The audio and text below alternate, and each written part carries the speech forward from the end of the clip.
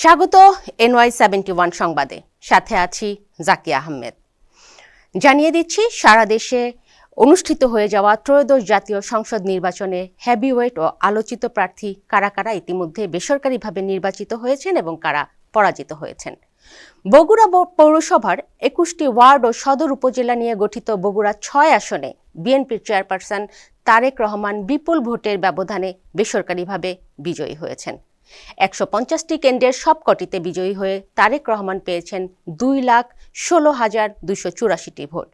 তার নিকটতম প্রতিদ্বন্দ্বী বাংলাদেশ জামায়াতে ইসলামীর নেতৃত্বাধীন 11 দলীয় জোটের প্রার্থী ও জামায়াতের বগুড়া শহর শাখার আমির আবিদুর রহমান পেয়েছেন 97,626 ভোট।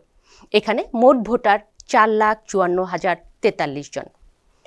ধানের শীষ প্রতীক নিয়ে বিএনপি থেকে দলটির মহাসচিব মির্জা ফখরুল ইসলাম আলমগীর, আনম এহসানুল হক মিলন, খুলনা 4 আসন থেকে আজিজুর বাড়ি হেরাল ও ঢাকা 8 আসন থেকে মির্জা আব্বাস আন্দালিব পার্থ নির্বাচিত হয়েছেন।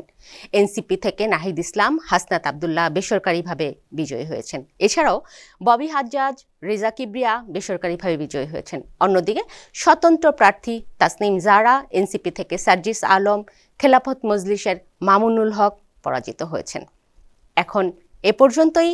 NY71 এর সাথেই থাকবেন।